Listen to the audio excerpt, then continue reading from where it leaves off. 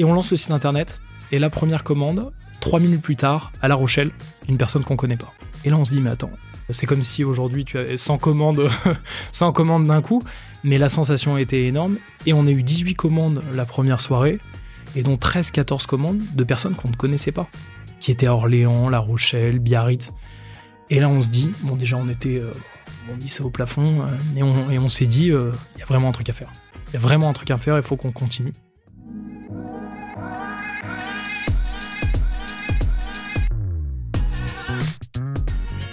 Bonjour, bienvenue dans Le Panier, le premier podcast e-commerce. Mes invités cartonnent et me livrent leurs secrets de réussite et les problèmes qu'ils ont rencontrés pour qu'on puisse, ensemble, apprendre à vendre mieux et plus. Mon engagement ici est simple, avoir une conversation sans filtre et sans faux semblant, et à ce que vous repartiez inspiré des succès, mais également des échecs, de mes invités avec les bons outils et les bons réflexes. Je suis Laurent Kretz, cofondateur de Cosa Vostra, agence digitale qui fait des sites incroyables et des strates de communication et d'acquisition sur mesure. On travaille pour des grands groupes comme pour des startups, en France comme à l'international, que ce soit pour lancer un site, refondre un e-commerce, développer un SaaS sur mesure, poser une strate de contenu ou repenser un business model. Contactez-moi sur lepanier@cosavostra.com ou LinkedIn et je me ferai un plaisir de vous répondre. Bonne écoute!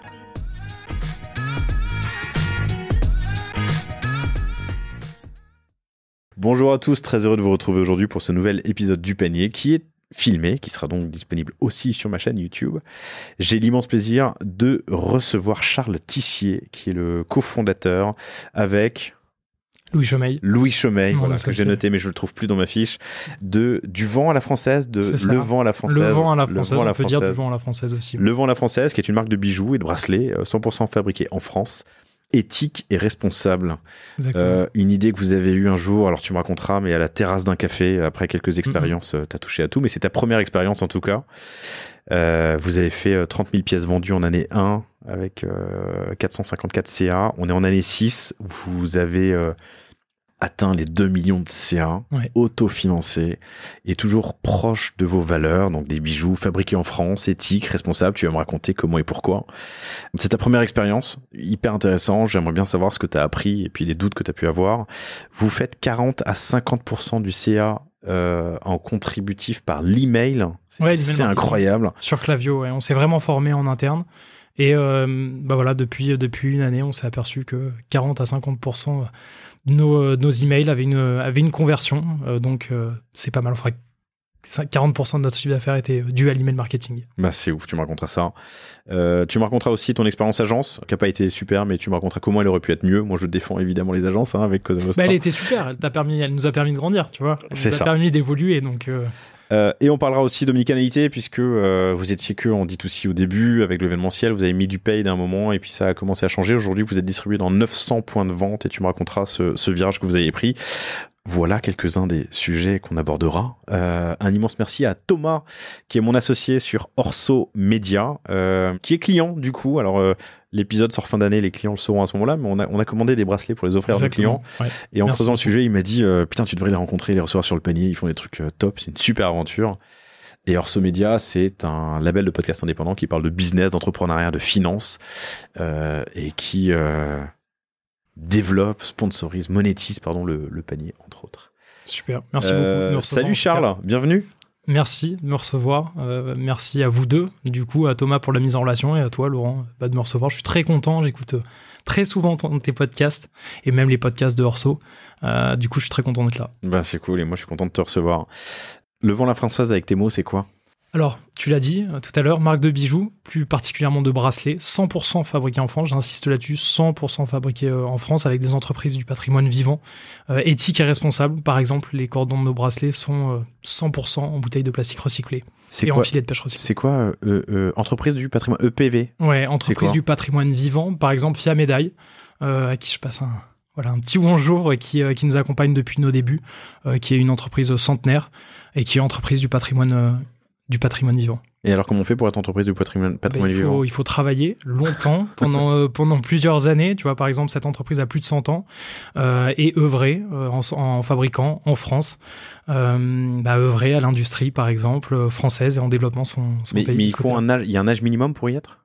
Je pense qu'il y a un âge minimum. Je saurais pas te dire exactement combien de temps il faut, mais oui, il y a une entreprise du patrimoine vivant. Enfin, les entreprises du patrimoine vivant ont presque toutes 100 ans, donc ça doit être très rare d'avoir un peu moins de 100 ans. Donc c'est un label, c'est le label EPV, et vous, vos fournisseurs sont tous, la plupart, en tout cas, entreprises du patrimoine vivant, EPV. Je trouve ça hyper intéressant, je vais creuser le sujet. C'est ta première expérience, tu l'as lancé à 21 ans, en 2017, t'avais plein d'idées, c'est ça ? Ouais, à l'époque. Alors je pense, j'ai cofondé Le Vent à la Française avec Louis Chomeil, tu l'as dit, mon associé de toujours, et on avait plein d'idées, chacun un peu de notre côté. J'ai travaillé sur une application pour se placer dans les cinémas, une entreprise d'impression 3D pour démocratiser les maquettes de construction pour les promoteurs immobiliers, et lui a travaillé à créer sa propre entreprise, micro-entreprise d'impression de cadres photos sur plexiglas, qui marchait d'ailleurs pas mal. Et ils vendaient sur les marchés, tu vois. Cadres photos sur plexiglas ? Ouais, enfin pas cadres, photos sur plexiglas. Okay. Ouais. Le but était... Ah oui, avec du rétroéclairage. Exactement, ouais. Pas forcément de rétroéclairage, directement posé sur un mur. Il imprimait des toiles, des paysages, et ça marchait pas mal. Ok. T'as aussi les réservations de places de ciné. Ça, très rigolo. On était parti sur l'idée avec deux copains que quand tu étais commercial dans une ville, tu savais pas trop quoi faire le soir, et on voulait corréler le fait d'aller au cinéma, se placer dans le cinéma, donc pouvoir payer en avance ta place, et d'avoir une réduction sur les restaurants aux alentours. Tu vois, on voulait offrir la possibilité d'avoir une soirée un peu privilégiée, un peu guidée avec une application. Ok. Ça s'appelait Cinéflex. Cinéflex. Depuis tout à l'heure, je me dis, c'est vraiment l'idée à la con. Ouais. Et en fait, je suis en train de me dire Ils l'ont fait. Ils l'ont fait. Ils l'ont fait, carrément. Oui, ils l'ont fait. Sauf qu'à l'époque, il fallait plus de 100 000 € pour développer l'application. Je pense qu'il fallait des autorisations avec Pathé Gaumont et autres. Il fallait se greffer sur leurs ERP. Exactement. Mais ils l'ont fait, ouais. Ils l'ont fait, tu peux te placer dans les cinémas. Mais à la rigueur, tant mieux, puisque tu as pu lancer Le Vent à la Française. Tu prends un café avec Louis Chomeil, ton associé, à la terrasse d'un café. Ouais, et j'ai un bracelet, un cordon, tu vois, autour du poignet. Il le regarde et il me dit, il y a peut-être un truc à faire là-dessus, parce que moi, je trouve pas de bracelet sympa pour moi. Et on se dit, pourquoi on n'en fait pas finalement ? Et le soir, on s'appelle pour co-créer quelque chose. On se dit quelles sont nos valeurs. On a joué 5 ans au rugby ensemble. On est passionnés de rugby depuis notre plus jeune âge. Et on se dit, nous, 100% fabriqué en France, c'est sûr. On veut partir là-dedans. Qu'est-ce qui fait voyager le savoir-faire français ? Le vent. Le vent à la française, c'est venu assez naturellement. Qu'est-ce qui fait voyager le quoi ? Les choses. Le vent. Ok. Et le vent à la française, c'est venu assez naturellement pour le nom de la marque. Enfin, ce qui est devenu une marque, parce que de base, voilà, on n'avait pas forcément l'ambition de créer une marque, mais plus... un projet pour nos copains. Tu étais encore étudiant, tu étais en DUT GEA, c'est ta première expérience. Tu as cette idée, tu as déjà essayé de créer des projets. Qu'est-ce que tu fais en premier ? Qu'est-ce qu'on fait en premier ? Chercher des fournisseurs, parce que tu es sur un produit physique, donc il faut que tu aies quelque chose entre les mains pour pouvoir le vendre. On en parle un peu autour de nous, on crée un compte Instagram, Facebook, une page Facebook à l'époque. Et puis on y va, dès qu'on reçoit nos premiers prototypes, on les prend en photo et on les met un peu ensemble. Comment tu cherches des fournisseurs ? Sur Internet, et entreprise de médailles, on trouve, on finit par tomber sur FIA Médaille, on appelle Sylvie Reg à l'époque, alors qui n'a plus maintenant l'entreprise, qui l'a revendue, à qui on dit voilà, on a une idée de bracelet, il nous faut une médaille avec un trou au milieu pour passer un cordon.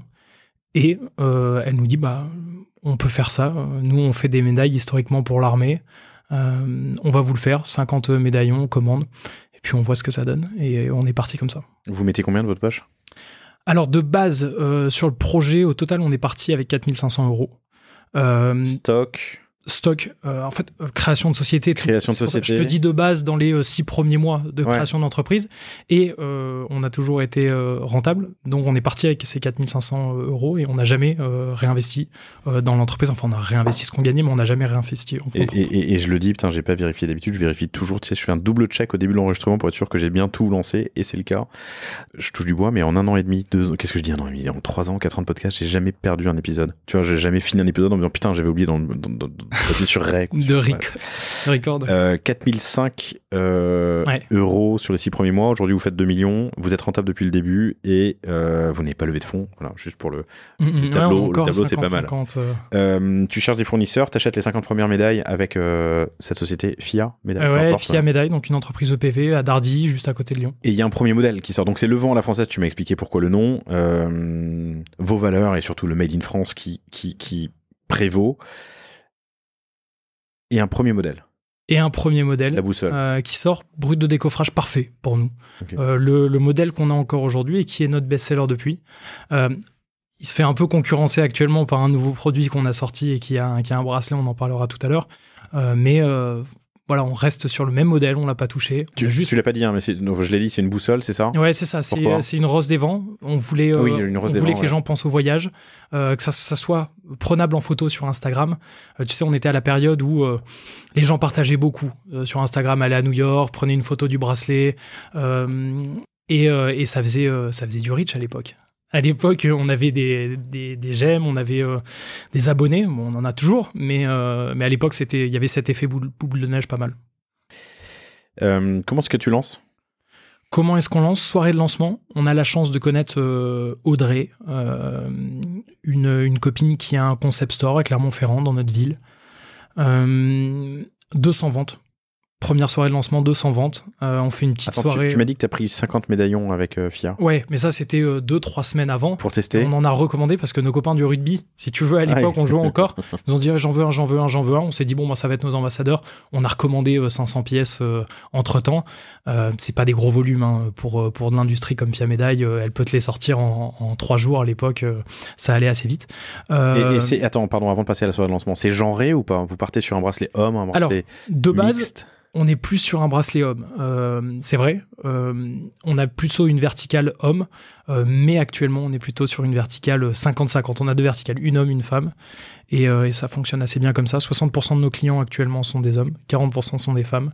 On a des collections qui sont un peu plus féminines aujourd'hui, mais de base, on partait un peu plus sur l'homme, sur quelque chose de résistant. Notre idée de base, c'est vraiment un bracelet 100% fabriqué en France, qui tient dans le temps, et pour hommes. Parce qu'il n'y avait rien sur ce marché-là. Tu peux pas trouver de bijoux.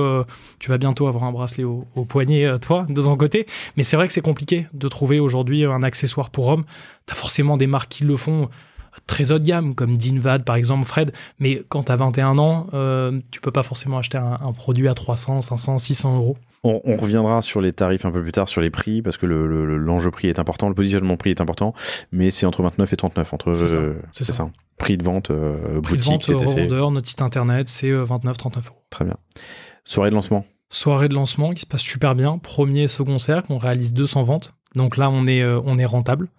200 ventes sur le prix de vente actuel. Ouais, c'est ça. Non, on était à 25 euros à l'époque. On a la semaine d'après l'envie de créer notre entreprise parce qu'on se dit faut pas qu'on fasse les choses n'importe comment, faut qu'on le fasse correctement et c'est important. On avait travaillé dans des projets aussi avant où on avait compris ce qu'était une entreprise et quels étaient les tenants et les aboutissants. On va chez notre avocat, on crée les statuts, on dépose la marque, c'est important parce qu'on l'avait pas fait jusqu'ici.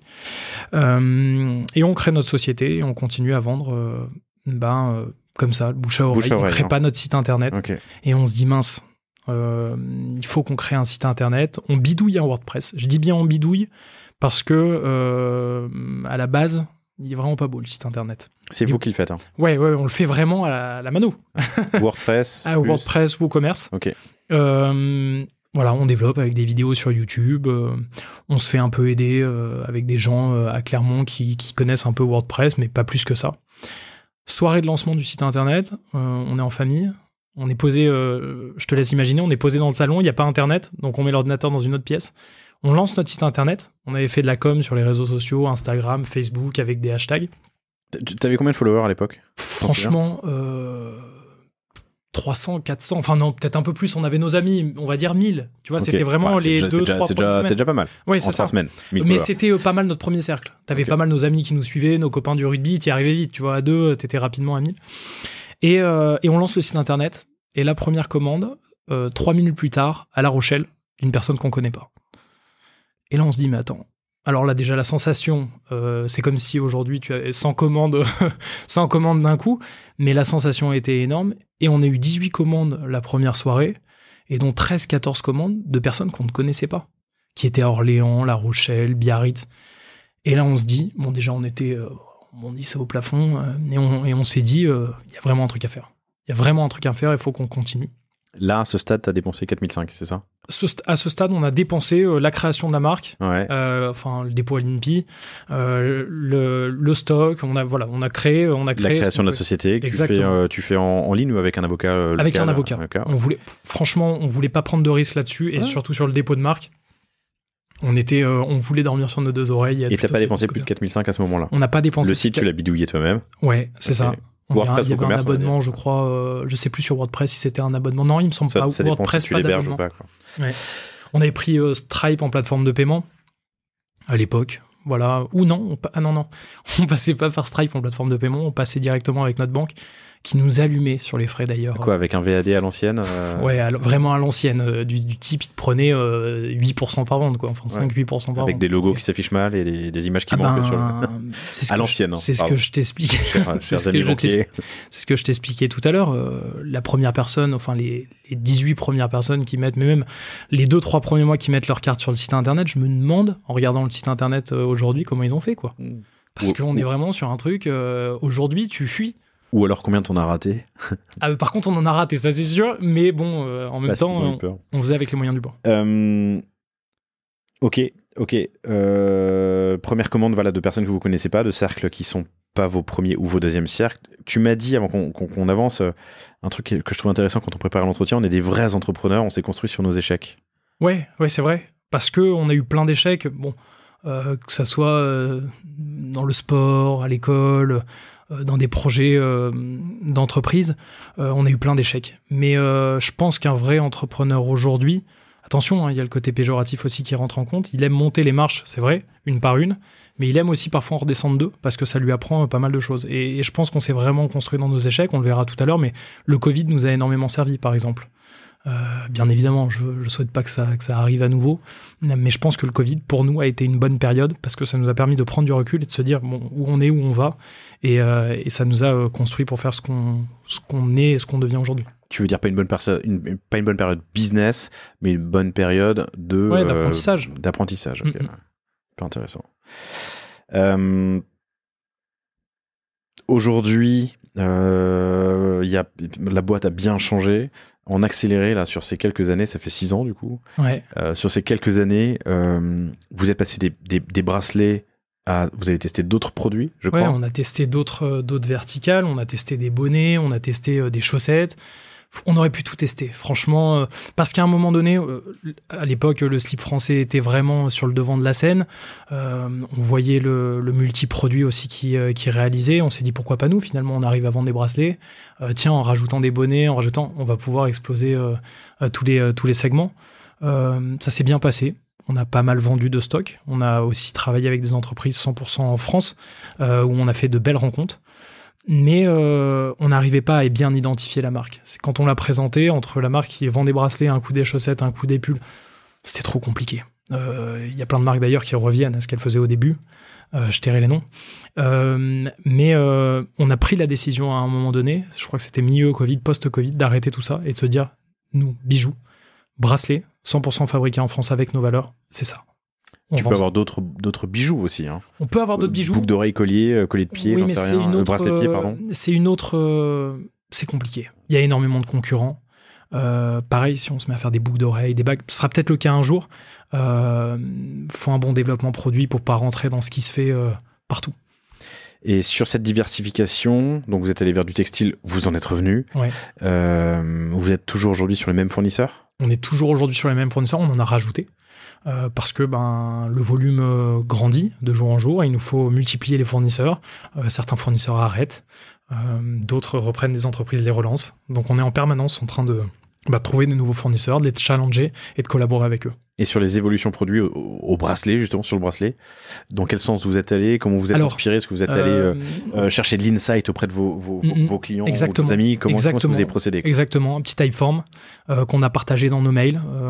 On a eu énormément de réponses, 1000, 2000 réponses, qui nous ont permis de savoir vers quoi il fallait partir. On pensait à un moment que notre premier bracelet avec la Rose des Vents, on pourrait pas faire autre chose et c'est ça qui plaisait. Et puis on a lancé le maillon, la barre, les bracelets lettres pour les initiales par exemple des prénoms. Je sais pas si je l'ai donné, mais c'est levent-à-la-française.com, tout comme ça s'écrit. Ça s'écrit, exactement. Et on a maintenant plein de collections, toujours dans le bracelet, mais avec des motifs différents, des finitions différentes. Et au final, tu as plein de possibilités possibles dans un monoproduit qui est le bracelet. Un truc intelligent, c'est les lettres. Ouais, les lettres, c'est un carton. On les a lancées en juin. Pour te donner un ordre d'idée, je crois que c'est depuis juin un peu plus de 6000 ventes en 3 semaines qui se sont faites sur le site internet, sans communication. Juin au lancement, c'est ça? Ouais, au lancement. Ok. Sur les 3 premières semaines de juin. Je vois aussi des bracelets très différents les uns des autres. Oui. Cordon, on se différencie par le cordon, la taille, l'épaisseur du cordon, et par la forme, que ce soit un maillon, que ce soit une barre, que ce soit des lettres. On peut faire plein de choses. Il y a plein de choses qui arrivent aussi de ce côté-là l'année prochaine où on sortira une collection tous les 2 mois. Une nouvelle collection tous les 2 mois. Tous les 2 mois, oui. Okay. Donc Typeform auprès de vos utilisateurs, c'est ça? Petit Typeform à l'époque auprès de nos utilisateurs qui a très bien marché parce qu'on avait directement le retour d'utilisateurs, de consommateurs du produit et ça nous a permis de... Si tu as appris un truc sur ta diversification textile, c'est quoi? Déjà, si c'était à refaire, on ferait la même chose. Parce que ça nous a appris énormément de choses, ça nous a fait rencontrer énormément de personnes. Ça nous a appris où on voulait aller, mais on sait aussi d'où on vient. Donc on se rappelle des tailles, on se rappelle des stocks. Quand tu vas stocker 5000 pulls, faut avoir de la place pour les stocker. Pour aller chercher le L d'une certaine collection, d'un certain t-shirt ou d'un certain pull, quand tu as enjambé 4-5 fois le stock parce que tu es dans des bureaux qui font 30 mètres carrés, tu t'en souviens. Maintenant, on est sur quelque chose de plus, il n'y a pas de taille, y a pas le stock est très réduit et c'est beaucoup mieux pour nous. Donc non, ça nous a super appris, mais ça revient avec ce que je te disais tout à l'heure, on apprend aussi dans ces échecs-là. Dans nos clients, alors c'est le cas de la joaillerie, mais parmi nos clients, il y avait une boîte qui faisait des médailles, baptême, tu vois, ce genre de truc. Le mec faisait plusieurs... je crois entre 5 et 10 millions de CA. Son stock internet, en fait tenait dans une armoire qui tiendrait dans cette pièce. C'est que des petites pièces. Ouais, mais c'est bien aussi parce que quand tu as besoin de chercher des entrepôts, j'ai plein d'amis qui ont des marques, qui créent des entreprises où ils ont besoin de chercher des entrepôts. C'est une galère en plus quand même. Et puis c'est des coûts. Et puis ton pull, il passe pas dans une boîte aux lettres. Et mon pull, il passe pas dans une boîte aux lettres. Il est envoyé en volumineux. C'est pas pareil. Tu payes au poids volume. Puis je vais te dire quelque chose qui est juste, je pense. Un t-shirt, ça vaut 35 €. On est d'accord, ça vaut entre 30 et 40 € pour quelqu'un qui... Un bon t-shirt, ouais. Ouais, un t-shirt fabriqué en France et encore pas d'une marque très connue, sinon t'exploses ces prix-là. Mais c'est difficile de vendre un t-shirt plus cher quand tu es personne. Un bracelet, ça vaut 39 €, ça vaut 29 €, ça peut valoir 59, ça peut valoir 79. Ton coût de revient peut être le même ou est même peut-être moins cher et moins cher qu'un t-shirt, mais tu peux le vendre à un prix différent. La valeur perçue n'est pas la même. Et je pense que ce côté valeur perçue, c'est ce que ça nous a appris aussi, de lancer le textile. C'est que la valeur perçue était très importante. Vous êtes, pardon, je t'ai pas posé la question au début, mais j'aurais dû, vous êtes tout de suite parti vers un bracelet, un prix qu'on peut se payer, comme tu le disais, à 21 ans. T'aurais pu te poser la question tout de suite de partir sur un truc un peu plus cher, voire moins. Ouais, je pense qu'on voulait avoir le juste prix pour un consommateur, comme un consommateur peut avoir à 21 ans avec l'argent qu'il peut avoir. Après, oui, on pouvait partir plus haut, mais c'était pas ce qu'on voulait. Et c'est ce qui fait la réussite de la marque aujourd'hui, c'est l'accessibilité, les valeurs et le fait que ça soit le cadeau parfait. Parce que souvent, t'as 39, 20, 30 €, 40 € pour faire un cadeau et tu sais pas quoi acheter. Et là, pas de taille, le bracelet. Et pourquoi on est parti aussi sur le bracelet de base? Je te l'ai pas dit tout à l'heure. On voulait un produit qui communiquait. par lui-même. Quand tu as un bracelet au poignet, tu l'enlèves jamais. Quand tu as un t-shirt avec une marque, tu l'as une fois dans le mois, 2 fois, 3 fois dans le mois. Là, le bracelet, tu l'as tout le temps. Et t'en parles, tiens, c'est quoi ce bracelet? Tu racontes l'histoire de la marque. Donc au final, les meilleurs commerciaux, c'est nos utilisateurs. Super. On va parler dans un instant de distribution, parce que vous étiez que en D2C, maintenant vous êtes dans 900 points de vente, entre autres. Vous faites du wholesale et tu vas me raconter comment et pourquoi. Le positionnement prix et surtout ton multiple, on l'aborde dans plein d'épisodes. 215 avec Emilien Poiret de Cabaya, je crois, et le MBA. De cette super marque Cabaya que j'adore. Le positionnement prix, ça c'est des choses que tu apprends, soit tu le sais parce que tu as l'expérience, soit on te le dit, soit tu l'apprends sur le tas. Ouais. Quand vous positionnez à 30-40 euros, donc 29-39, tu le sais pas forcément. Tu le sais pas, c'est sûr. Il y a beaucoup de marques qui font l'erreur d'ailleurs d'avoir un pricing trop bas par rapport à leur coût de revient. Et c'est problématique après parce qu'ils peuvent pas du tout partir en wholesale et ils peuvent pas du tout laisser de coefficient de marge au magasin. Et tu es en collaboration avec les magasins. Si tu leur laisses à 1,5, ils te prennent même pas. Parce que leur comptable leur rabâche en permanence. Si t'as pas 2,5, t'y vas pas. En multiple. S'il achète 10, il faut qu'il vende au moins 20-25. Ah ouais. Ouais, sinon ils te prennent pas. De toute façon, si tu vends un truc sur un Who's Next ou Maison et Objets et que tu le vends et que tu dis j'ai 2, tu vois la tête qui change. Et ça, c'est important parce que ça va tout changer. Mais ça va tout changer non pas sur les ventes que tu vas faire en magasin, mais surtout sur les ventes que tu vas faire sur salon et la collaboration que ça va créer. Ce qui est important pour nous quand on collabore aujourd'hui avec un magasin, un revendeur, c'est qu'il soit content de prendre nos produits et qu'il soit content de les vendre. Mais parce qu'aussi, une des finalités, c'est que ça lui rapporte de l'argent. S'il le fait pour tes beaux yeux, le magasin, il va durer 6 mois. Quoi. Mais bon, le point, c'est que, en plus, on parle en hors taxe quand tu parles de ce x2, x2,5, c'est que si tu vends à 100, c'est-à-dire, je simplifie 80 hors taxe, faut qu'il l'ait acheté au moins, au maximum, 40. Bah oui. Pour faire son x2. Ouais, et en même temps, normalement, ça se calcule vraiment du hors taxe ou hors taxe, si tu réfléchis bien, parce qu'au final, la TVA... Donc ça, vous ne le saviez pas, mais ça collait. En tout cas, vous aviez... Ça collait, ouais, parce qu'on était sur un produit. De base, on voulait aussi un produit à forte marge qui nous permettait d'envoyer beaucoup de produits aux influenceurs notamment et de faire une communication très large de ce côté-là. Cool. Développement B2B, ça vous vient quand ? Alors, développement B2B, ça nous vient post-Covid. Peut-être juste avant. Donc ça fait partie des réalisations Covid ? Ouais, non, ça fait 3 mois avant Covid, tu vois. Okay. 6 mois avant Covid, un peu. Il y a beaucoup d'histoires d'ailleurs où tu te dis 2 mois avant Covid et ça s'est arrêté pendant le Covid, j'ai eu le temps de taffer. 6 mois avant Covid, une année, 6 mois avant de Covid, on a 30-50 magasins qui demandent de rentrer notre marque. Au début, on veut pas parce que quand t'es DNVB de base... t'as l'impression que tu es le roi du monde et que finalement ton site internet te suffit et que t'es trop... Et que tes marges sont très confortables. Et que tes marges sont très confortables et que tu comprends pas que quelqu'un ait cassé ta marge Et un jour, on est sur un salon B2C et quelqu'un nous dit « Oh les gars, testez les magasins, la collaboration avec les magasins est cool, la communication est cool. » Et on s'est dit, allez, on tente. On tente dans 2-3 magasins. Les 2-3 magasins, quand tu les as au téléphone, quand je les ai au téléphone de base, j'ai pas de pitch de vente. Je sais pas ce qu'est un coef de marge. Enfin, je sais ce qu'est un coef de marge, mais je sais pas comment leur présenter. Ce que je viens de t'expliquer sur les 1,5-2, je le connais pas. Ils me parlent un peu chinois quand ils me posent des questions. Et je leur vends par téléphone sans visuel. J'ai pas de site internet, j'ai pas de plaquette de vente, j'ai pas de catalogue digital. Je leur dis, ouais, allez voir notre site internet, legrandlafrançaise.com. Et ça faisait des ventes. C'est-à-dire que globalement, ils se connectaient sur le site. Je leur racontais l'histoire de la marque. Envoyez-moi un pack de 50... à l'époque, on avait aussi les bonnets, de 50 bonnets. Négocier les prix.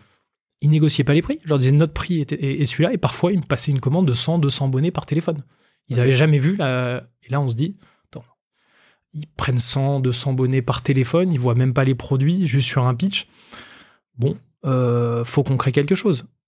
Et là, on travaille aussi pendant Covid. Et on crée un site internet B2B. On crée un vrai pitch de vente. On crée des plaquettes de vente. On crée tout ce que tu as en bac, en fait, que tu vois pas forcément. Et on s'inscrit à notre premier salon B2B. On va faire maison et objets. Pour la première fois, on prend un stand de 6 mètres carrés. Je sais pas si tu vois 6 mètres carrés, là on doit être dans une pièce...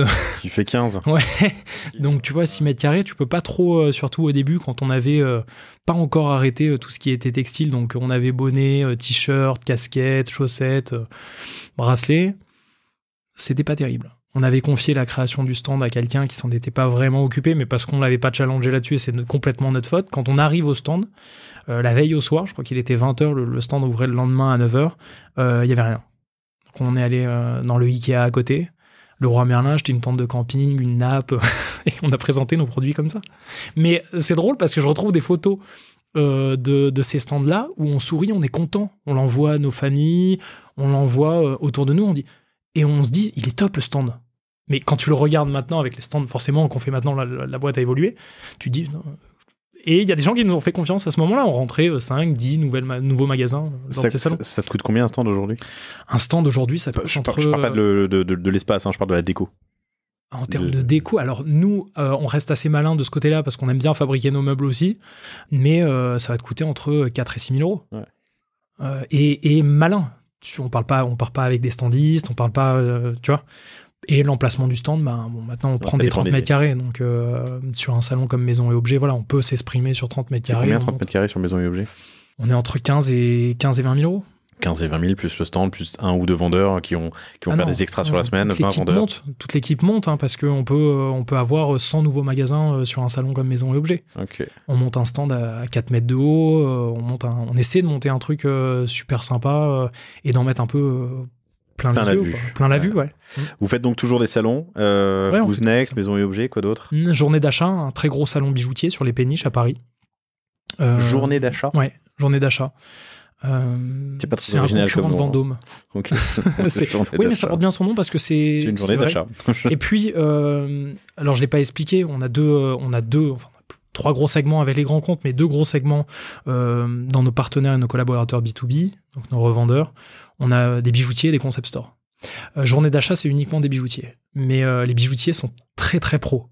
Alors, pas péjoratif pour les concept stores, mais ils passent, la commande elle est faite en 20 minutes parce qu'ils n'ont pas que ça à faire. Ils passent, tu leur fais ton truc, ils connaissent la marque, ils ont vu, parfois ils l'ont implanté, parfois ils veulent l'implanter, ils en ont parlé, ça va très vite. Donc journée d'achat, ça porte finalement bien son nom. Et parfois sur Maison et Objets, ça pouvait s'appeler Maison et Objets journée d'achat, ça serait pas mal. Parce que parfois, t'as tellement de monde que t'as quelqu'un qui vient de parler et qui te tient 45 minutes, 1 heure pour te vendre un de ses services qu'il va créer. Tu pensais que c'était un revendeur, t'as perdu un peu de temps. C'est pas nous on adore parler de nouveaux projets, parler de choses qui vont se lancer, de ça qui vont se lancer ou autre. Mais quand tu perds 45 minutes sur une journée de salon, c'est énorme. Tu fais de la Jo. Tu vends de la PLV aussi. Enfin, tu vois, alors, c'est pas facile de mettre un bracelet en avant souple en plus. Donc, quand un bijoutier il vient et qu'il t'achète 200 pièces, qu'est-ce que tu lui vends avec ? Ça a été une grosse réflexion. Nous, on vend des packs d'implantation et on a un présentoir qui est en bois de chêne massif ou de hêtre massif qui est fait en France par un menuisier qui est à 10 km de chez nous. Pour la petite blague, qui s'appelle José Garcia. On a l'habitude de dire que c'est pas le vrai, c'est pas l'acteur, c'est le vrai, parce qu'il est un peu plus vieux. Un personnage super sympa et qui on s'entend super bien, qui a du mal actuellement forcément à tenir les délais parce que on grossit les quantités. Il est tout seul, donc si tu veux, il faut pouvoir sortir les présentoirs, mais qui nous suit depuis le début et avec qui on a grandi et c'est important pour présenter un produit d'avoir un bon présentoir. Tout à fait. Et quand tu ouvres sans nouvelles bijouteries, admettons, il faut produire. Il faut les produire. Tu inclus le pack d'implantation. Comment ça se danse? Il est offert la plupart du temps dans les packs d'implantation. Pour les plus grosses implantations, on l'inclut dans le pack. Il est payant, prix coûtant. Nous, notre métier n'est pas de vendre des présentoirs. Notre métier, c'est que le produit soit présenté au mieux en fait dans les magasins et vraiment d'aider nos collaborateurs revendeurs à bien présenter les produits. Et du coup, tu demandes à ton nouveau revendeur quel espace il va lui attribuer, qu'est-ce qu'il a comme... C'est ça. L'avantage, c'est qu'on est souvent... On passe partout parce qu'on est sur 30 cm, 20 cm de linéaire, parfois 15 cm de linéaire. Donc, on peut être en bord de caisse. Donc, ça peut être l'achat un peu chewing-gum dans des boutiques. C'est pas péjoratif de le dire, achat chewing-gum, mais ça peut être la vente additionnelle, ça leur plaît beaucoup parce qu'on est sur le cadeau facile. On a une PLV, on a une boîte aussi, un coffret. Qu'on met devant les présentoirs qu'on a testé aux Galeries Lafayette à Clermont-Ferrand où on a un beau corner, 35% de vente en plus. On leur fait remonter l'information dès qu'ils les mettent, c'est 35% de vente en plus parce que ça fait référence au cadeau et la psychologie fait que les gens pensent à offrir le vent à la française plutôt que quelque chose d'autre. Hyper intéressant. Vous avez remarqué 35% de vente en plus en rajoutant uniquement le coffret devant le présentoir qui est offert. Il est payant sur notre site internet. Donc, un acheteur B2C va le payer 2,90 €. Nous, on l'offre à tous nos revendeurs pour chaque bracelet acheté. Parce qu'on pense que ça accentue, enfin, on pense pas, on sait que ça accentue les ventes de 35%. Hyper intéressant. Vous avez 900 points de vente. Vous les avez gagnés principalement grâce à des salons. Principalement grâce à des salons et une équipe B2B forte. Vous êtes 16 à date, je ne sais pas si je l'ai dit en intro, mais vous êtes 16 à date. Ouais. On est entre 15 et 20, on va, ça change en fonction des unités de production, en fonction des marronniers de l'année, forcément dans le Q4, on est un peu plus nombreux. On a un pôle B2B, 5 personnes qui gèrent les 950 revendeurs, bientôt 1000, on sera à 1000 à la fin de l'année. Mais juste, ces 1000 revendeurs, c'est combien de contacts indépendants ? Il y a combien d'indépendants ? 750 indépendants. Le reste, on est sur Galerie Lafayette, Nature et Découverte, Louis Pion. C'est très important pour nous d'être avec des indépendants. C'est du temps. C'est du temps, mais tu es serein. C'est-à-dire que si demain, tu as 900 magasins, 750 de tes magasins, c'est un gros groupement, il t'appelle, il te dit, on va plus fonctionner avec vous. Ou on veut moins 10%. Oui, mais surtout, parfois, on va pas fonctionner avec vous, on veut arrêter. Tu vas voir tes équipes et tu leur dis... on va être obligé d'arrêter, quoi. J'entends, mais donc tu as 250 qui représentent quelques contacts et 750 qui sont des contacts indépendants. Ouais. Ça fait un ratio. Tu n'aurais pas envie de l'équilibrer un peu plus ? Ça se fera peut-être avec le temps. Une personne chez nous arrive à gérer entre 200 et 300 revendeurs. Ok. Alors en pratique, qu'est-ce qu'elle fait ? En pratique, WhatsApp, mail, visio, appel téléphonique. Elle se déplace une fois par mois, pardon. Pendant une semaine, toute notre pôle B2B se déplace un peu partout en France. Par exemple, il y a 2 semaines, ils étaient dans les Hauts-de-France et ils vont visiter tous les revendeurs qu'on a dans cette zone. Et ça aussi, d'aller vers eux, ça les touche et il naît des collaborations un peu plus puissantes encore. Parce que si tu attends qu'ils viennent sur salon, si tu attends, tu vois, tu vas pas les voir. Tu regardes pas la rue dans laquelle ils sont, tu regardes pas le marché, tu regardes pas. C'est compliqué. Quand tu vas les voir, déjà tu fais attention à eux. Tu collabores avec eux réellement, c'est pas qu'une ligne sur un Excel. Et puis tu comprends peut-être que ce magasin qui te fait 5 ventes de 200 € dans l'année, c'est beaucoup, parce qu'elle est dans une toute petite rue, dans une toute petite ville. Et ça te permet de challenger aussi la mise en place en magasin. Tu le disais tout à l'heure, la PLV est très importante sur un produit comme le nôtre. Il faut le présenter correctement, et ça permet de remettre un peu tout à jour. Je trouve ça intéressant. Je me pose la question. Vous êtes 16. T'as combien de personnes en B2B ? 5. 5 personnes qui gèrent le B2B. Okay. Oui. Alors, pardon, on les embrasse et j'espère qu'elles resteront longtemps avec vous. Tu peux avoir une question d'optimisation, disons, si j'avais 5 agents qui me géraient mes 900 points de vente et qui me coûtaient mes 10 à 15%, 15 allez. Est-ce que tu vois, c'est pas plus avantageux, plus pratique, plus agile ? Je suis d'accord avec toi. Ça sera peut-être le cas, on ouvre l'international début 2025, ça sera peut-être le cas dans d'autres pays, il y aura la barrière de la langue. Ouais. Ce qu'on veut en France, c'est être très fort, mais être très fort chez nous. On est à 50-50 avec Louis encore. On a nos équipements propres chez nous. Tu vois, tu disais, oui, 9% si t'es une marque très forte, 16% si t'es une marque peut-être comme la nôtre, 14-15%. Si ça se passe mal, 1-2 ans de commission pour récupérer la carte, c'est compliqué. On se développe très vite. Alors pardon, juste pour être clair, déjà écoutez la série spéciale retail que j'enregistre avec Mickaël de Shapeart, elle est vraiment top. Ce dont tu parles, c'est qu'en général, t'as un agent va te développer une zone géographique et il y a une sorte d'inertie. Si jamais ça se passe mal, il a développé la zone, et ben il prend encore sa com sur les ventes de la zone géographique pendant 1-2 ans. Il faut bien te dire ça c'est contractualisé et on peut pas s'en sortir, quoi. Dès que la zone est prise, si c'est du wholesale par exemple, tout le wholesale qui rentre, même s'il est assis dans son canapé, il a une commission dessus. Et donc si c'est 15 c'est énorme. Et si ça se passe mal et que vous le remplacez, ça fait 2 fois la com, quoi. De la région. De la région, pardon. Si ta boîte s'est développée assez rapidement sur 1 ou 2 ans. Ouais, ça fait un sacré ticket. Non, mais j'entends ton point et ça se met dans la balance. L'international début 2025 ? Ouais, on a quelques boutiques. C'est loin, début 2025, pourquoi si loin ? Mais parce que, si tu veux, on aime les marches, on aime monter les marches une par une. On est en train de rajouter énormément de process dans la boîte, se professionnaliser. Tu vois, on a créé par exemple un service relation client. On a trop longtemps cru que le produit, quand tu le vendais, ça s'arrêtait et après c'était plus ton affaire. Là maintenant, on va challenger ça et justement avoir une vraie relation avec nos clients, nos consommateurs. On est en train de rajouter des process pour pouvoir faire 10 ou 20 fois plus. Et ça, on le fera sur 5 ans, sur 10 ans, on fera ces 10, 20, 30 fois plus. Mais on a besoin de le mettre en place. Si tu avais un conseil à donner à quelqu'un qui veut se lancer demain en omnicanalité, disons, et en tout cas en wholesale, qu'est-ce que ce serait ? Faites des erreurs, allez franchir les portes des magasins. Déjà, prenez le top 1 ou le top 2 de chaque ville. Allez dans les meilleurs concept stores, dans les meilleures bijouteries, vendez vos produits et ça sera la porte d'entrée pour tous les autres magasins. On est chez Flux à Paris. Quand tu vas dans n'importe quel concept store de France et que tu leur dis nous on est vendu chez Flux à Paris, c'est une super porte d'entrée. Mais pour ça, il faut pas hésiter à prendre son téléphone, à aller les voir, à leur vendre leurs produits. Et après, s'ils sont passionnés par leurs produits, ils seront passionnants et il n'y a pas de raison qu'on leur laisse pas leur petite place. Je refais référence à Mickaël de Shapeart. Eux, ils sont partis en équipe, ils étaient 2 ou 3 avec un stagiaire, je sais plus. Ils prenaient le train pour la ville en question, ils montaient sur la trottinette et ils faisaient le tour avec leurs produits Shapeart. C'est des supports de téléphone en mobilité. Ouais. Donc, voilà.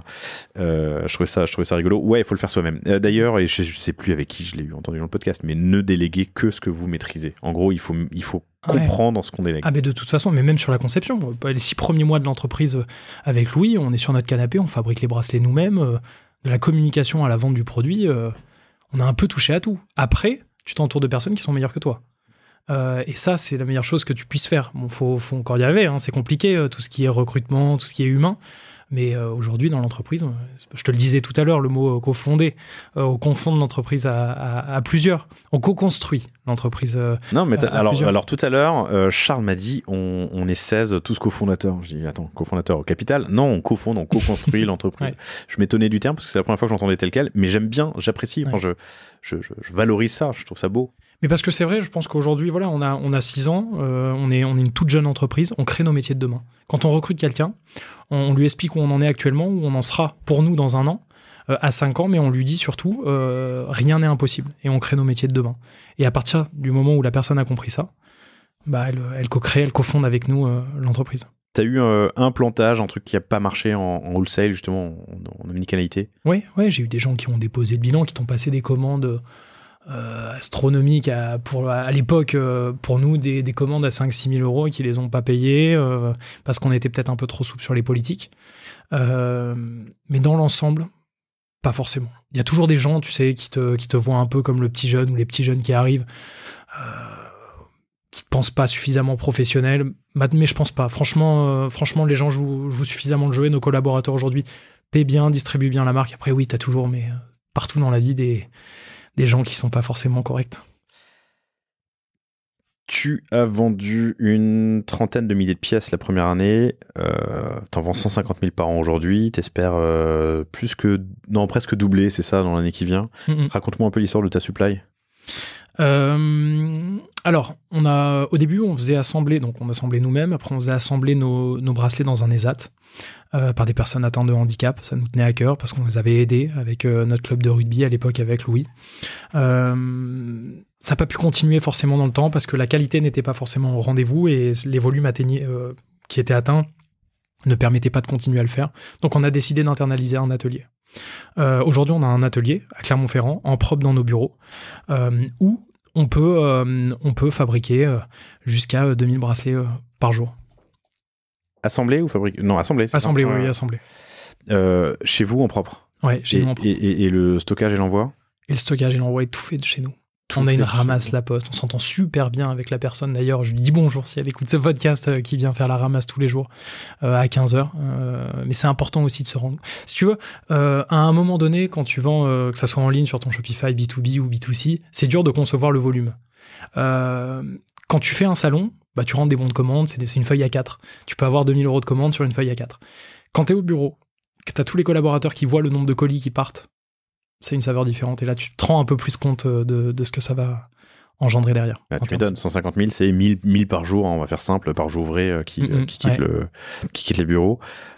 C'est beau, 1000 divisé par 8, ça fait 150, entre 100 et 150 de l'heure, quoi. Okay. Et en même temps, dit comme ça, tu te dis, bon, ça va, mais ça fait quand même un volume. Vous êtes, je ne l'ai pas dit, mais vous êtes basé à Clermont-Ferrand. Ouais. Ce qui est plus facile pour connaître le postier qui vient tous les jours, il y a peut-être moins de... Oui, c'est vrai qu'il change rarement, mais ouais, on est à Clermont-Ferrand, on a forcément... Vous êtes posé la question d'externaliser, pardon, je t'ai coupé la parole. On a forcément... On s'est posé la question d'externaliser la production. Non, ouais, la prod ou le stockage ou la doc. Oui, les expéditions, tout. Ça ne nous correspondait pas forcément à cette étape d'entreprise-là. C'est-à-dire que demain, oui, on fait 20, 30 fois plus à un moment donné. Alors, on verra, hein, je te garantis rien, mais il faudra peut-être voir autrement et peut-être plus automatiser certaines choses. Ok. Alors, tu m'as dit que tu m'apporterais une boîte et que comme ça, je pourrais voir à quoi ça ressemble. C'est pas le cas. Je l'ai oublié sur mon bureau, je la reçois après-demain. c'est super. Mais juste le packaging en lui-même, est-ce qu'il y a eu des évolutions? Comment au début, t'as appris? On était sur un pochon en toile de jute. Maintenant, on est carrément sur un coffret. On est sur quelque chose de beaucoup plus qualitatif. Tous nos bracelets, les cordons sont garantis à vie. On a un atelier de cordage. Donc, dans notre atelier, on a un poste qui s'appelle atelier de cordage. Si tu casses le cordon de ton bracelet, tu nous le renvoies et on te le remplace.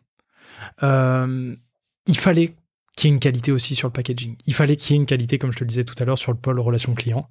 Voilà, on veut vraiment avoir ce grand panel et les packaging en faisaient partie. Et ça, tu arrives sur 29 ou 39 euros? Et ça, on y arrive sur 29 ou 30 euros. Avec les multiples qui sont nécessaires dans la distrib en wholesale. Oui, parce qu'on est sur un cordon qui est une paracorde, qui est utilisé historiquement par les parachutistes. Ça résiste à 90 kg de tension. Il n'y en a pas beaucoup qui cassent. Attends, c'est une paracorde, mais faite à base de bouteilles recyclées? Filet de pêche recyclé. Ouais. Et ouais, ça tient. Il n'y a aucun souci. Paracorde, c'est une méthode du coup? Paracorde, c'est la corde. C'est le nom de la corde, c'est le système, c'est une paracorde. Ok, mais que tu peux faire à partir de filets de pêche recyclés. Exactement, oui. Ok. Au niveau du sourcing de base. Ok. Top. Combien il coûte ce packaging? Ce packaging, 2,90 € sur notre site internet. Pourquoi? Parce que... Ah, tu le prends en plus? En plus du bracelet sur notre site internet à vendre, parce que c'est pas les mêmes coûts en termes de carton, en termes d'emballage, d'expédition, et il est gratuit pour tous nos revendeurs, et en magasin il est gratuit. On veut se tourner vers la collaboration magasin et donner cet avantage-là. Mais si tu l'achètes pas, tu reçois quoi du coup? Tu reçois un pochon. Pas le coffret, mais le pochon qui est très qualitatif bien sûr. Combien tu le vends le coffret en ligne, tu m'as dit? 2,90 €. Et là-dessus tu fais de la marge ou t'es flat? Là-dessus, on doit être pratiquement flat parce que, comme je te le dis, c'est pas ton cœur de métier de vendre. Nous, ça nous intéresse pas de marger sur un coffret. C'est pas notre métier. Mais on propose ça. C'est important. Tu vois, à Noël, par exemple, on propose le fait d'écrire un mot. C'est offert, je crois, à partir de 75 € d'achat à la machine à écrire, tapé à la main pour 1 € sur notre site internet ou offert à partir de 75 € d'achat. La carte, je crois qu'elle nous coûte 92 centimes. Donc, taper à la main? Ouais. Non, pardon. Écrire à la main ou taper à la main? Alors, taper à la machine à écrire, mais taper à la main. Oui, taper à la main sur une machine à écrire. Okay. Mais il y a vraiment quelqu'un qui est derrière cette machine et qui tape tous les matins les mots. Voilà, c'est quelque chose. Voilà, c'est une expérience client. Je crois que j'ai vu passer une pub pour Zapier ou un autre outil d'automatisation comme ça, où c'est une machine qui tape à la machine. Tu vois ce que je veux dire? C'est un espèce de truc qui se déplace sur une vieille machine à écrire pour... Oui. Non, pardon. Parenthèse. Distribution, supply chain, pricing, production, produits, diversification, international, salon. Sur la partie Ops, je crois qu'on a abordé tous les points. Est-ce qu'il y a sur cette partie Ops, il y a des points qu'on n'a pas abordés ou des enseignements que tu peux avoir? Des enseignements, c'est pas être gourmand sur la distribution, sur wholesale, si tu veux parler du wholesale. Vas-y, raconte-moi, ça veut dire quoi, pas être gourmand? C'est pas grave si tu es pas distribué directement dans 500, dans 600, 700 magasins. Fais-le petit à petit, tu vois. Collabore bien. Ça sert à rien. Tu sais, il y a des personnes sur Salon, ils viennent me voir, ouais, moi je suis présent dans 500 magasins. Super, mais tes 500 magasins, ça fait 5 ans que tu les as, ils ont commandé une fois. Non. Moi, quand on te dit on a 900 revendeurs, 950 revendeurs, c'est des revendeurs qui passent 3-4 commandes par an. Ils sont actifs. Ça, c'est des collaborations. Donc, c'est pas la course aux revendeurs.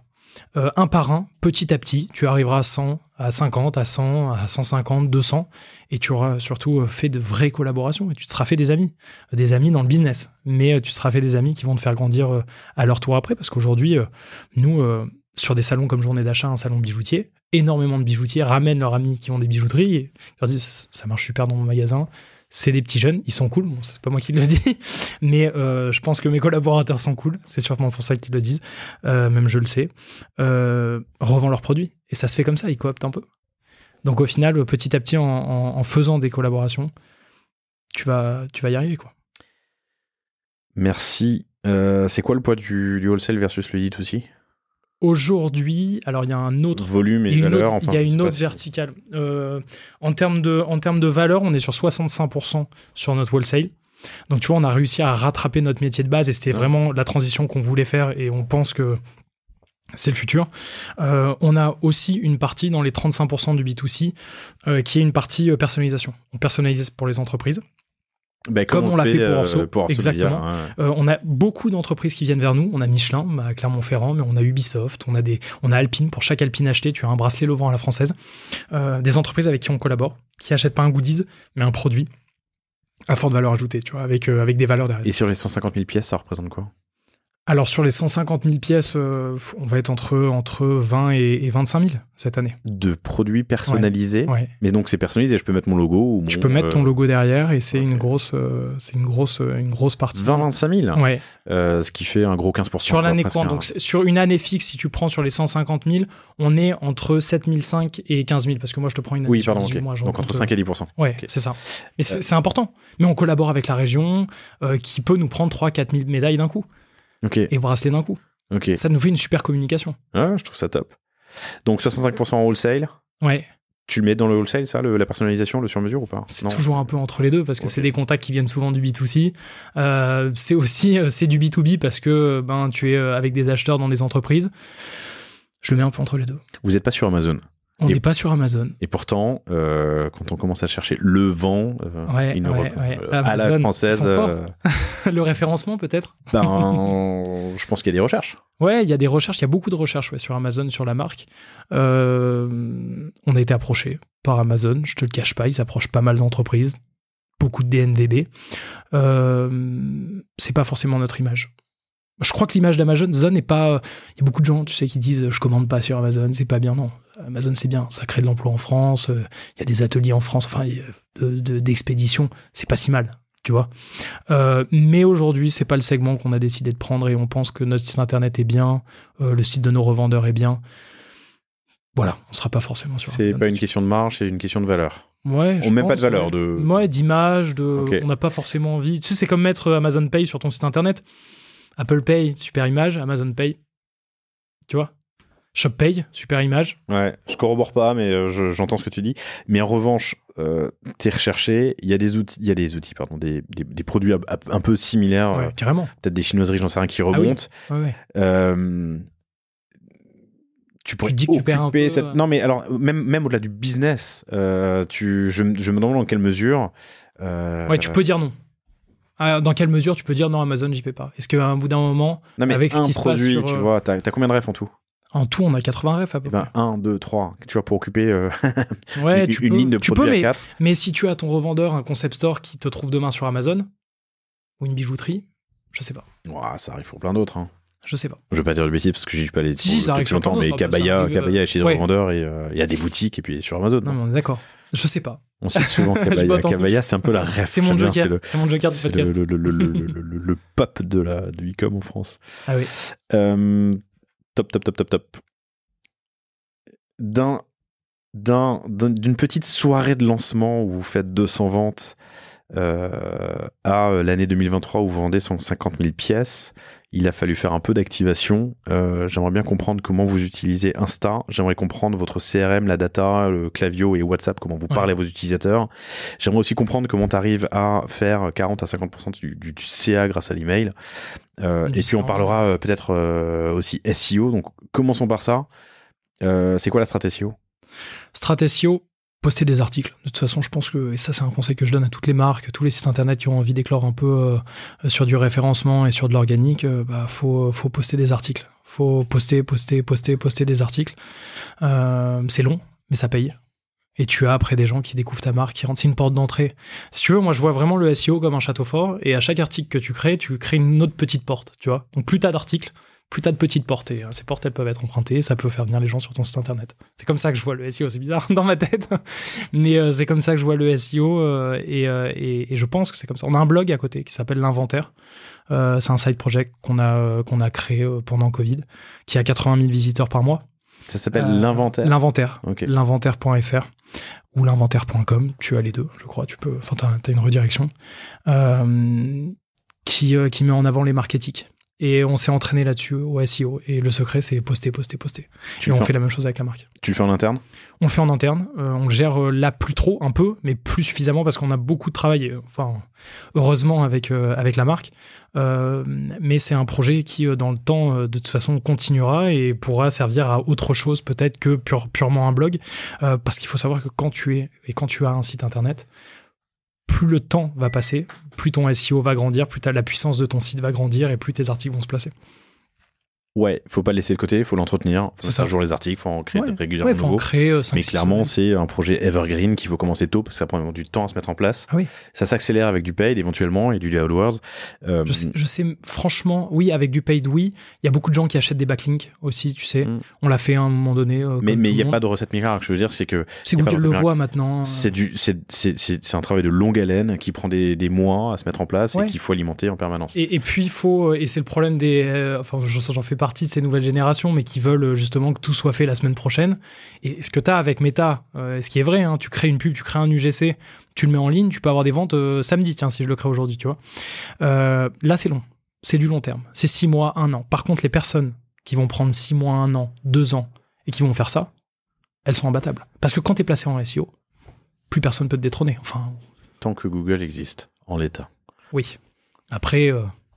Non, mais on n'ira jamais chercher idées cadeaux sur ChatGPT. Si, on peut aller chercher idées cadeaux sur ChatGPT. Est-ce que ça ne t'enverra pas finalement via Google Je sais pas. Non, peut-être pas ChatGPT. Non, je sais pas. Je serais très curieux de faire un épisode sur l'avenir du SEO, chers auditeurs. Tiens, je vais réinviter Eskimos si vous nous écoutez. Mais l'avenir du SEO versus l'explosion de l'IA. Oui, c'est très intéressant. C'est quelle part du trafic aujourd'hui en organique ? On a 30% qui vient en organique. 30% de organique. Tu peux pas concurrencer le paid sur le trafic qui vient, parce que si tu balances 2000 € sur une journée, forcément, tu as plus de trafic que ton organique, mais c'est une barre importante. Et tu vois, par exemple, je parlais de la personnalisation, de gens qui tapent bracelet personnalisé, bah là, on est bien placé. Donc, j'ai pas de paid là-dessus, parce que j'en ai pas forcément besoin, mais ça te ramène des commandes de personnes qui collaborent aujourd'hui avec nous pour leur entreprise. Et ça, c'est du SEO. Donc, il y a une puissance derrière. Autre argument qui plaide pour l'omnicanalité et le wholesale, c'est que ça prend du temps à mettre en place, il faut faire des salons, c'est un coût, il faut les activer, c'est une équipe, c'est un coût, c'est de l'humain, mais t'as pas de paye ensuite, quoi.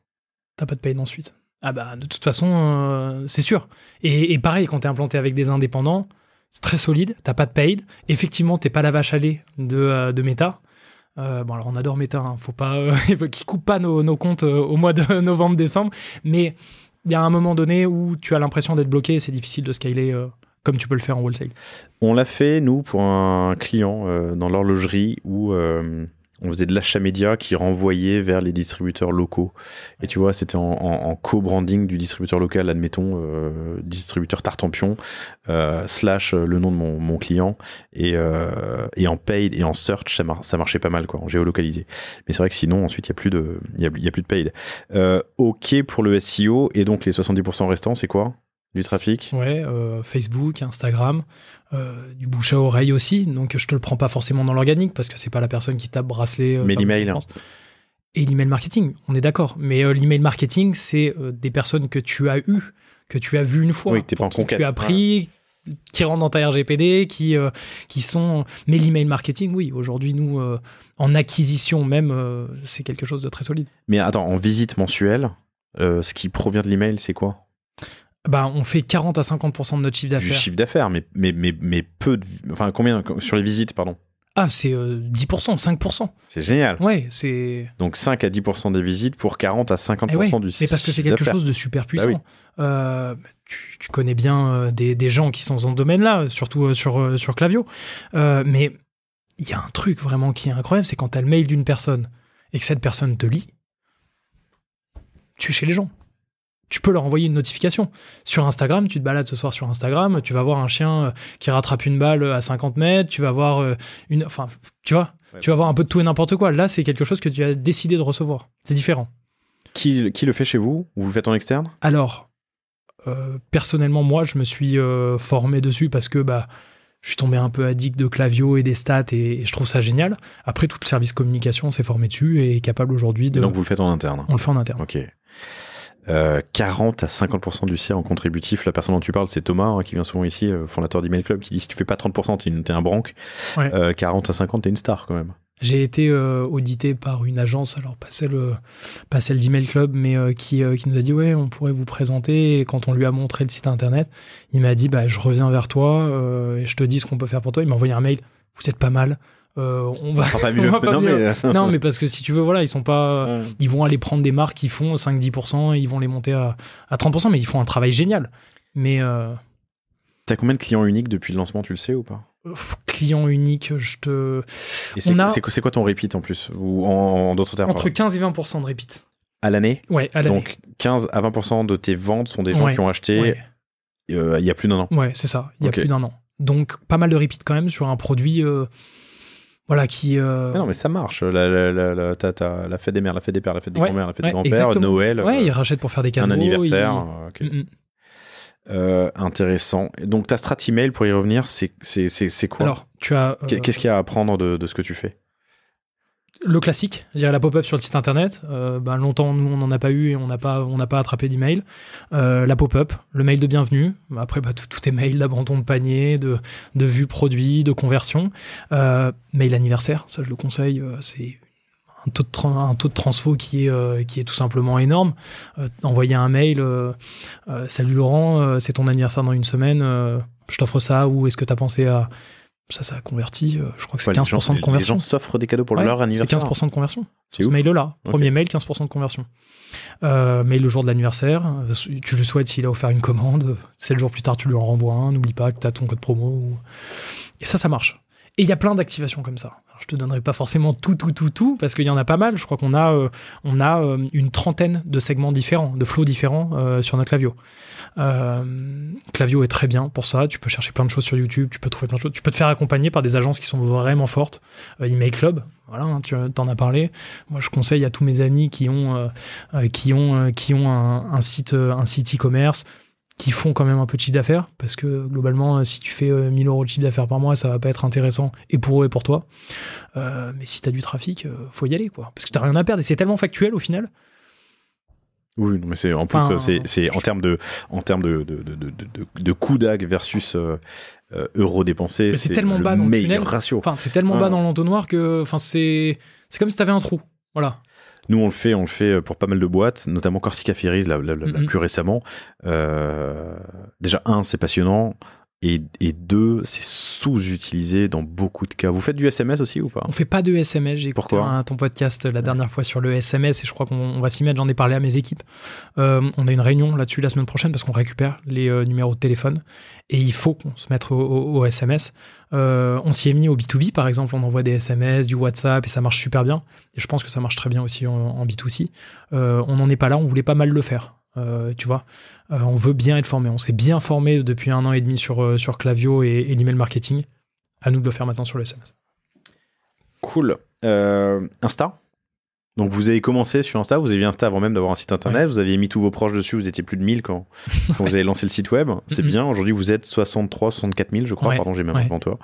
Raconte-moi ta routine Insta. Alors c'est pas ma routine maintenant Insta, leur routine Insta c'est de la publication. Alors idéalement il faudrait 6 stories par jour, très clairement on n'y arrive pas. Parce que le contenu c'est compliqué, si tu veux pas balancer des trucs pas très très cool sur Instagram et des visuels un peu floutés, c'est compliqué à faire. Et je rejoins d'ailleurs le podcast que tu as fait sur Omi qui permet, et on va tester justement, qui permet d'avoir pas mal de contenu pour poster 6 stories par jour, sinon des posts, répondre à l'image de marque. Et puis, répondre aux commentaires, répondre au SAV, à la relation client, c'est important. Et puis, la pub sur Meta, forcément, avec les UGC, cette transition qu'on aurait dû faire il y a 6 ans. Mais, l'épisode dont tu parles, c'est l'épisode avec Omi, donc pas OMIE, mais qui est l'épicerie de produits bien pour le corps et pour la planète, pardon, mais OMI.so, je peux pas dire de bêtises. Je crois que c'est ça, oui. Avec Hugo, excuse-moi Hugo. Super épisode que vous avez adoré, chers auditrices, chers auditeurs, et Omi, c'est un outil qui permet de créer des assets à la volée à partir de bases modélisées en 3D, donc c'est vraiment mortel. En quelques secondes, on crée un nouvel asset et qui permet de faire des pubs Insta, Meta, peu importe. Super épisode que je vous recommande, et il me donne dans cet épisode des tips pour augmenter son engagement. Et c'est vraiment hyper intéressant. Et justement, sur cet engagement, le hook, par exemple, tu vois, qui doit durer 1 seconde. Lui, il vient de Facebook, je crois, et il explique un peu... le hook, qui doit durer 1 seconde maintenant. Donc, sur les UGC, tu vois, on opère vraiment à faire ça sur les ads aujourd'hui. Essayer de trouver le meilleur UGC et de trouver les techniques de demain, quoi. Notamment pour les fêtes et les grosses périodes. Je sais plus qui m'avait dit, mais un truc hyper intéressant, il me disait la même chose. Il me disait, t'as 1-2 secondes pour capter l'attention, et parfois ça peut être complètement sans rapport avec ton produit, peu importe. Tu peux faire exploser un tank et mettre tes produits derrière. Et ensuite vendre des extincteurs. Ok. Tu sais à combien ça contribue sur ton CA Insta? C'est toujours difficile parce que tu as ton ROI que tu as tous les jours avec. Mais en direct. Est-ce que tu vois un lien direct depuis Insta jusqu'à ton site et à un achat? Non. Il y a bien une partie qui est non attribuable parce que. Qui est non attribuable. Combien ça correspond ça va être en fonction de nos pubs. C'est clair que Facebook convertit beaucoup moins que Instagram aujourd'hui, mais 30% de nos ventes sont faites via de la publicité Instagram. 30% de tes ventes sont faites via de la pub Instagram. On est sur Facebook, Instagram pour le paid. Tu payes combien? En pub? Ouais, c'est quoi ton budget, en paid? Il n'y en a pas. Moi, les agences avec qui on travaille, c'est nos limites. Tant qu'il y a un bon retour, et tant qu'on est prêt à produire, on appuie. Ok, intéressant. Tu utilises Insta Checkout? Shopping, pardon? Non. J'ai un doute. Non. Pas spécialement. Ok. Je le regarde, je suis en train de le regarder en mobile, chers auditrices, chers auditeurs, vous ne m'entendez plus. Ah ouais, non, t'as les posts, les reels, mais pas le business, ok. Merci. Tu m'as dit, tu m'as parlé de Shopify, mais on n'a pas fait on l'a pas dit à nos auditrices et nos auditeurs. Vous êtes parti sur WordPress WooCommerce tout au début, bricolé à la mano. Ensuite, vous êtes passé par une agence pour faire du WordPress et du WooCom. Vous avez fait une transition vers Shopify. Ouais, parce que je pense qu'aujourd'hui, sauf si tu fais développer ton site internet et que tu es avec des vrais pros, on n'en est pas à cette taille d'entreprise-là actuellement. Enfin, on n'en était pas à la taille d'entreprise qui permettait de faire un vrai dev. Shopify était pas mal. Et c'est pas mal à lire, c'est facile d'avoir les stats, c'est facile de découvrir, c'est facile à comprendre. C'est très facile aussi c'est très facile de former tes équipes à Shopify. Ajouter un produit, supprimer un produit, faire tu vois, voilà. Shopify, c'était une évidence pour nous. Et puis, on croit fortement en ShopPay. C'est quoi ShopPay? ShopPay, c'est le Apple Pay de Shopify, qui a 1,5 million d'utilisateurs en France actuellement. En fait, c'est simple. Dès que vous passez sur un site internet Shopify, vous payez, vous rentrez vos informations. Sur le prochain site Shopify sur lequel vous passez, vous pouvez acheter en un clic, comme avec Apple Pay. Et c'est très répandu aux États-Unis, très répandu au Royaume-Uni, et ça va le devenir en France. Vous le faites en interne. Alors, t'as dit un truc, pardon, je voudrais juste... J'étais en train de prendre une note, donc j'ai entendu qu'une partie, mais je vais bien le redire pour être sûr. Vous n'avez pas la taille pour faire un truc sur mesure, donc vous êtes parti sur Shopify. Tu m'as dit un truc à peu près comme ça, je crois. Ok. Sur Shopify, on peut faire du custom, on le fait sans problème. Soit on utilise des thèmes sur étagère. Il est sur mesure, le thème est sur mesure, donc c'est faux ce que je dis. On est passé. Donc vous avez des devs en interne ou freelance? Externe, avec qui on travaille depuis maintenant l'arrêt de l'agence avec laquelle on a eu une mauvaise expérience, mais qui nous a beaucoup appris. On développe notre site internet sur Shopify, oui. Ok, avec un dev en externe sur la partie. Exactement. Très bien. C'est quoi les outils dont tu peux pas te passer aujourd'hui? Shopify. Clavio, parce que on en a parlé. B2B, Clavio. SAV, retour, enfin tu vois, après-vente ou support ou... Oui, on est sur Zendesk, HubSpot. HubSpot aujourd'hui, tout notre service B2B est sur HubSpot et c'est ultra important pour nous et c'est simple à lire aussi et à comprendre. Voilà, je crois qu'il n'y a pas... C'est quoi ton taux de retour? Il y a du retour? Oui, il y a un taux de retour et le taux de retour, on doit être à 0,2%, 0,1%. Oh là là, c'est incroyable. Et c'est ce qui est incroyable. Et tu vois, on parlait de produits, pulls, bonnets, autres, enfin surtout la taille. Je discutais avec un ami qui a une marque de chaussures. Ils sont à 28% de retour. Nous, on dépasse pas les 0,5. Et ça change tout. 28% de retour, c'est quand même ouf, parce que sur un CA à 100 millions par exemple, c'est potentiellement 28 que tu dois soit rembourser, soit échanger. Moi, je connais des marques, quand tu vas sur leur site internet, quand tu fais du 45-46, ils disent achetez les 2 paires. Achetez les 2 paires, on vous en renvoie une. En plus, c'est pas très responsable. Hein. C'est pas responsable, ça leur coûte une blinde. Parce que quand tu vois le prix des envois aujourd'hui, et puis toi, t'as envie de, quand tu achètes une chaussure à 150 €, payer 300. T'es décaissé 300 € pour potentiellement, tu sais pas si la marque va te rembourser dans 2 mois, 6 mois, 1 an ou 2 ans. Tu perds des ventes. Je discutais avec une boîte hier assez cool hein, qui s'appelle Elyn. J'ai discuté avec le fondateur qui s'appelle Mehdi, que je salue. ELYN. Elle est aussi d'ailleurs dans le livre blanc que j'ai publié assez récemment, qui est disponible, hein, chers auditrices, chers auditeurs, sur guide.lepanier.io. C'est The Braderie qui en parle et qui utilise Elyn, ELYN. Ça permet de gérer tes retours et de limiter, tu vois, en gros, le remboursement que tu vas faire. Donc c'est un espèce de truc qui est en plug and play, tu rajoutes ça, et ça va te proposer d'abord d'autres produits, éventuellement, puis un bon d'achat par exemple, pour finalement terminer au remboursement pur et dur avant ton renvoi, quoi. Ouais, c'est vrai qu'on n'a pas cette problématique et c'est 0,2%, 0,2%. Ouf. Ouais. Mais ça, bon, en même temps, c'est un bracelet. Tu peux pas vraiment te tromper de taille, puisqu'il n'y a qu'une seule taille. C'est l'avantage du produit aussi. Ouais. Et l'avantage du produit en wholesale aussi. C'est quoi la raison des retours ? La raison des retours, c'est plaît pas. Tu sais, t'as toujours ces acheteurs un peu compulsifs qui, le dimanche soir à 19h, quand ils ont un peu la flemme de reprendre le boulot, le lundi matin, se disent tiens, je vais me faire un petit plaisir, et qui finalement n'en ont pas besoin, le renvoient. Voilà, ne plaît pas. On n'a pas beaucoup de taille convient pas. On est sur des nœuds coulissants. Franchement, ça va à tout type de poignet. On doit en faire 1 ou 2 sur mesure à l'année pour des personnes. Ça va sous la douche, évidemment. Ah mais non, notre but, c'est un bracelet qui vous accompagnera toute votre vie. Et ça va sous la douche, ça va dans l'eau chlorée, ça va dans la boue, ça va partout. Nous, on garantit donc le cordon à vie. Le but, c'est d'avoir une histoire avec ce produit. Quand on est dans de la relation client, on reçoit des lettres pour notre atelier de cordage, pour refaire les bracelets. Ne perdez pas la médaille, parce que j'ai vécu des choses avec, que ça soit des bons événements, des mauvais événements, j'ai des souvenirs avec. Et les gens ont ce sentiment d'appartenance au produit. Quand ils le regardent, tu vois, ça leur rappelle une émotion, parce que ça leur a été offert à un moment, parce qu'ils ont vécu un événement avec. Et ça, c'est important pour nous. Passionnant, Charles. On a fait un grand tour des sujets que je voulais aborder avec toi. Merci infiniment pour ta transparence. Je trouve ça très très cool. Bravo à toi et à Louis Chaumeil. T'as vu, bam, du premier coup. Leventsalafrançaise.com. Puis bravo à l'équipe. Bravo à l'équipe, évidemment, à tous les cofondateurs. Hein. Leventsalafrançaise.com. Et puis vous retrouvez évidemment...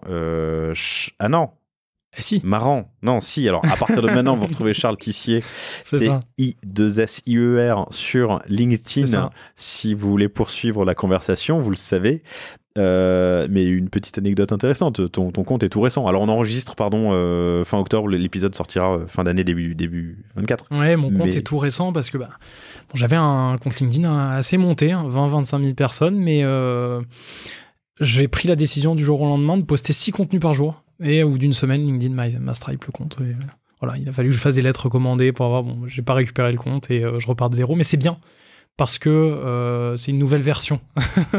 C'est une version améliorée, on va dire. Puis, Charles 2.0. Ouais, c'est ça, c'est le 2.0. Non, puis, mais c'est avec plaisir que je répondrai et que j'ouvrirai de nouvelles collaborations. Charles Tissier, T-I-2-S-I-E-R, sur LinkedIn. Leventsalafrançaise.com pour aller acheter vos cadeaux. On est en début d'année, donc il y a de tout le temps. Il y a de tout le temps. Saint-Valentin, mais même pour se faire plaisir, pour se faire plaisir. Levant la Française. Et puis, chères auditrices, chers auditeurs, n'oubliez pas, vous retrouvez le guide, le livre blanc que j'ai coécrit avec Shopify et plein de marques et d'acteurs géniaux qui donnent plein de conseils pour cartonner et aller péter le plafond de verre des 5, 10, 15, 20 millions que vous rencontrez, que vous êtes beaucoup à rencontrer, sur guide.lepanier.io. Je répète, guide.lepanier.io, ou rendez-vous sur lepanier.io et puis une section téléchargement, livre blanc que vous retrouverez. Abonnez-vous à la newsletter, évidemment. Et puis, je vous dis à bientôt. Merci, Charles. Merci beaucoup, Laurent. Merci d'avoir écouté cet épisode du panier jusqu'au bout, j'espère qu'il vous a plu. Si c'est le cas, abonnez-vous pour ne rater aucun épisode, parlez-en autour de vous et surtout laissez-moi une note et un commentaire 5 étoiles sur Apple Podcast. N'hésitez pas non plus à le partager à chacun de vos amis dans le business, chaque nouvel auditeur est une victoire. Si vous avez besoin de lancer ou refondre votre site internet, de créer un Shopify ou un WooCommerce, de performer avec une stratégie de contenu efficace, n'hésitez pas à me contacter à l'adresse lepanier@cosavostra.com. On se fera un plaisir de vous répondre. Et enfin, et surtout, inscrivez-vous à la newsletter du panier sur lepanier.io. À bientôt pour un prochain épisode.